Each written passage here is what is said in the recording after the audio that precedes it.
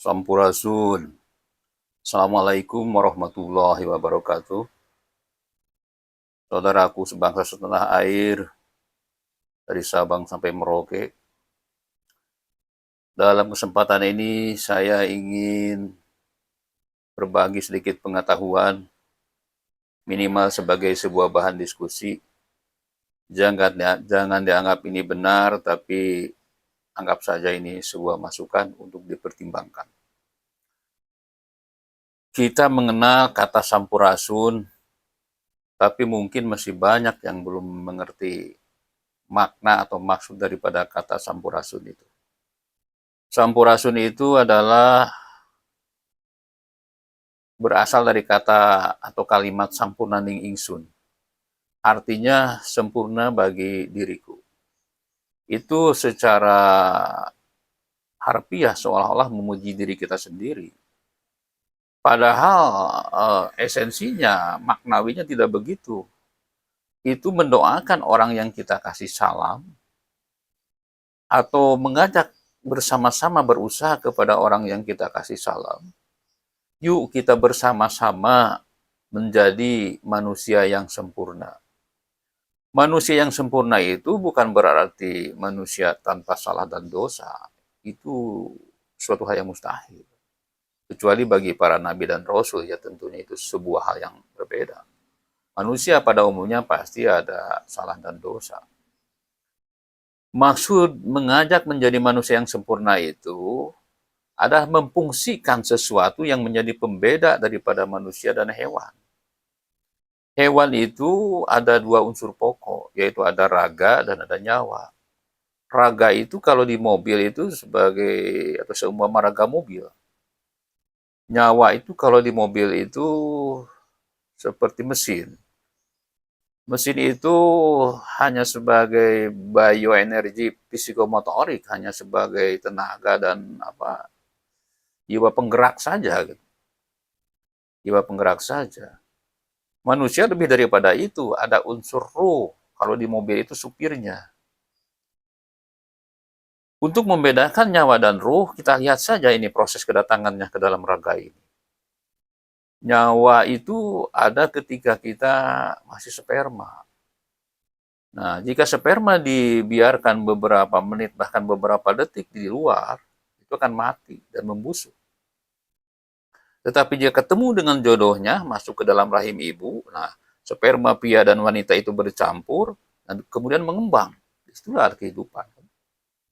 40 hari di dalam rahim ibu kita jadi segumpal darah, 40 hari kemudian kita jadi segumpal daging, 40 hari kemudian, yaitu pada berarti 120 hari, ditiupkan ruh. Jadi datangnya ruh ke dalam raga ini pada usia janin 120 hari. Datangnya nyawa ketika kita masih sperma. Kepada Nabi Adam pun Allah berfirman, "Wanafahtu fihi min ruhi," aku tiupkan sebagian daripada rohku. Bukan roh ciptaanku, tapi sebagian daripada rohku. Itu artinya ada sesuatu yang sifatnya ilahiyah yang dimasukkan ke dalam raga manusia ini.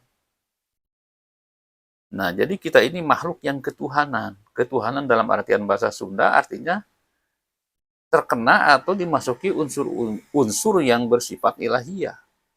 Seperti kalau dalam bahasa Sunda ada istilah gini, misalnya ini ada istilah kacayan. Arti kacayan itu terkena air. Kakecapan artinya terkena kecap. Kakuehan artinya terkena kue. Katuhanan artinya terkena atau termasuki unsur Tuhan. Sesuatu yang sifatnya ilahiyah. Itulah roh. Realitasnya apa? Kesadaran. Kesadaran sebagai basic pengetahuan, basic wawasan, pembeda benar dan salah, baik dan buruk. Tahu mana yang boleh dan tidak boleh dilakukan. Nah, mendoakan, yuk kita sama-sama berusaha menjadi orang yang sempurna, sampurnaning ingsun atau sampurasun, artinya ini sesuatu yang sifat ilahiyah ini kita turuti. Semua orang tahu mana baik, mana buruk, mana benar, mana salah. Tapi banyak yang tidak menurutinya. Gitu. Faktanya, keubahnya seperti hewan kelakuannya. Memukul tanpa hak, bahkan membunuh, menerkam, mengambil hak orang, harta orang, dengan berbagai cara, dengan kekerasan, atau dengan berdalih hukum dan sebagainya yang direkayasa. Korupsi bukan lagi miliar tapi triliunan. Bahkan bini orang juga diambil, direbutnya. Apakah itu manusia? Kesadaran dalam dirinya itu dituruti. Dia tahu itu salah, tapi tidak diturutinya. Gitu. Sampurasun, sampurna ning ingsun. Yuk kita pakai itu sebagai bukti bahwa kita beda dengan hewan. Terima kasih, mohon maaf apabila ini salah. Kepada para cendekia, para alim ulama, jika ini salah tolong dibetulkan. Saya ini hanya ingin berbagi saja. Sering saya katakan kalau kita punya cinta dan kasih sayang, selalu ingin memberikan sesuatu. Baik itu yang berharga, kalau tidak punya yang berharga, yang tidak berharga juga ingin dikasih. Itu saya tidak punya apa-apa, saya ini bukan siapa-siapa, tidak tahu apa-apa, karena saya bukan siapa-siapa, tapi ingin berbagi. Minimal untuk sebuah bahan diskusi. Terima kasih. Usikum wa nafsi bittaqwallah. Wassalamualaikum warahmatullahi wabarakatuh.